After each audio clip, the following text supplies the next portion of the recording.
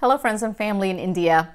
I am responding to a question that I got from a family member yesterday. The question was, what do I need to eat in order to increase my immunity? Now, this is a fascinating question and I get it asked often. And people, I think, expect me to give them one substance to eat that is going to miraculously improve their immunity, help them fight all kinds of diseases, including the coronavirus.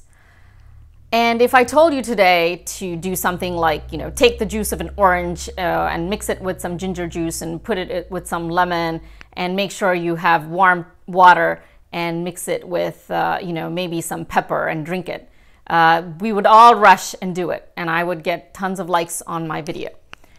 But this video is not about getting likes. It is not about seeing what gets people's attention.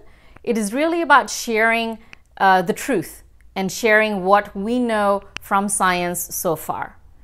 And in order to answer this question, it would be better if we looked at people who don't have good immunity now. And how can we prevent us from getting into that state?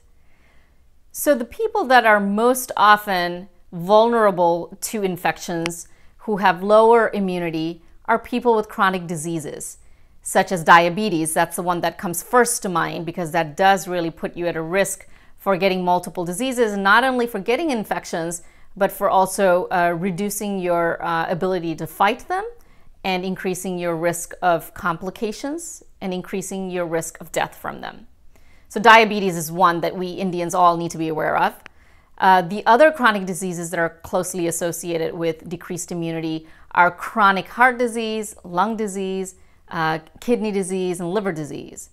And of course, people who have various types of cancers.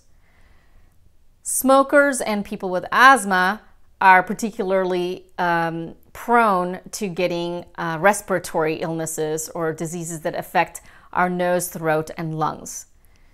So let's go back and see what type of diet causes these diseases and how can we avoid eating like that, and what can we change about our diet to prevent us from getting chronic diseases like diabetes, heart attacks, chronic kidney or liver disease.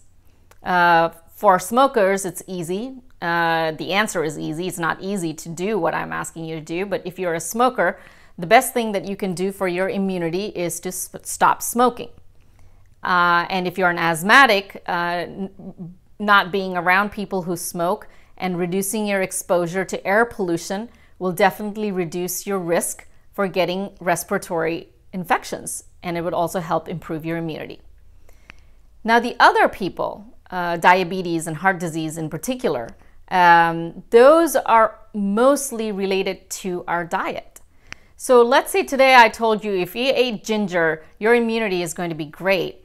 Then what I expect people to do is they will continue to eat their normal diet of maybe just a lot of rice and upama and dosa and puri and naan and bread and pizza and burger and gulab jamun and biryani, and then drink their glass of ginger juice in the morning and expect that to make a significant difference in their health. Unfortunately, things are not that simple. Nature has given us everything that we need to be healthy if we pay attention to that. So what really works is a routine of daily healthy eating, of daily health habits that are going to prevent us from getting chronic diseases like diabetes and heart disease that put us at increased risk for other infections. So the best thing to do is to make sure that you are eating a wide variety of vegetables at every meal, not just one meal. I know Indians can't even fathom the thought, especially South Indians, can't fathom the thought about eating a vegetable in the morning. I think the people in the North are a little bit better from my experience. They at least have some sabzi in the morning. Roti sabzi is fairly common in the morning. But in the South, it is all a big carbohydrate fest in the morning. Idli, dosa, upama, aval, all these kinds of things, which are very, very high in carbohydrates, and there's nary a vegetable to be found. My mother's idea of vegetable upma is half a carrot in a giant dish of upma for a people of 4. Or there's a handful of peas that are put into the aval to give you this sense that you're eating vegetables. But what I'm talking about here is really eating a vegetable where half of your plate is filled with vegetables, and trying to eat a variety of different vegetables on a regular basis, you know, of different colors, of white and red and green and orange and purple, because they all have different types of vitamins and minerals that our bodies need. And anytime people want to substitute this and go the easy way by taking a multivitamin or a particular vitamin like vitamin C or whatever vitamin it is that people tell you, unfortunately, that's just a very, very tiny part of what nature has given us. We need the whole vegetable, not just the vitamin C in the vegetable or just the vitamin A in the vegetable. We need everything that goes with it, because that is how we were made to derive nourishment from the whole food. So let's start by eating vegetables on a daily basis. So a very good way to do that is in the morning, instead of eating things like bread and jam or a cereal, you know, a sugary cereal or just upma, you know, try to eat, maybe stuff your dosa with spinach. Eat your roti with bangan or brinjal. Try to make sure on your plate that there's more vegetables than grains. Many of us in India are vegetarian, and we are under the false assumption that eating vegetarian is always healthy.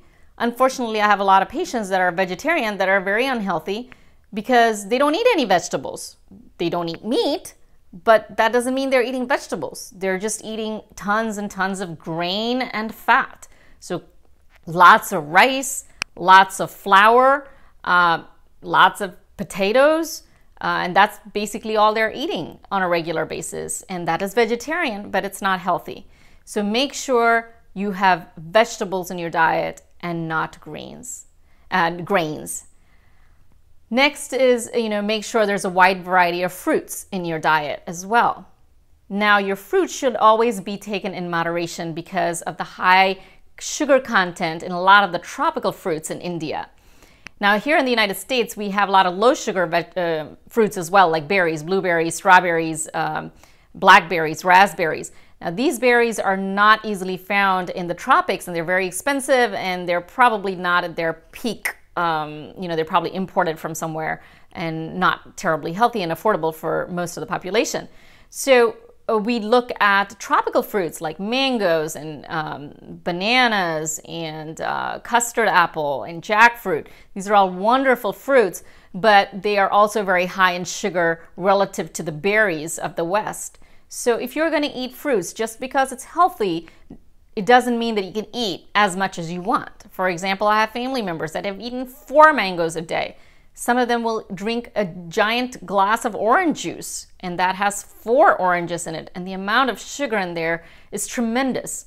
So be very careful when you are taking fruits because they could have a lot of sugar and they could impact your risk of getting diabetes.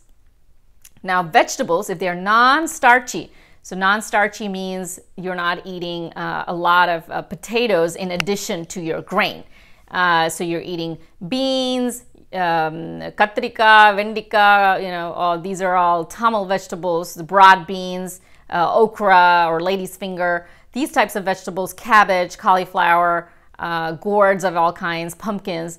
You need to eat all of that. Those are non-starchy vegetables, and you can eat that to your heart's content as long as you're not like deep frying them. You can put your favorite spices, you can use your favorite oils in there and have a really lovely meal of primarily vegetables and a small amount of grains. Now, if you eat this on a regular basis, you're going to have a lot of vitamins, you're going to get all the minerals that you need.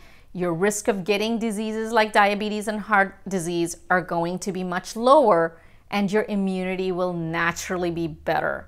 This is the way you're going to eat in order to increase your immunity to fight off infections. Thank you for watching.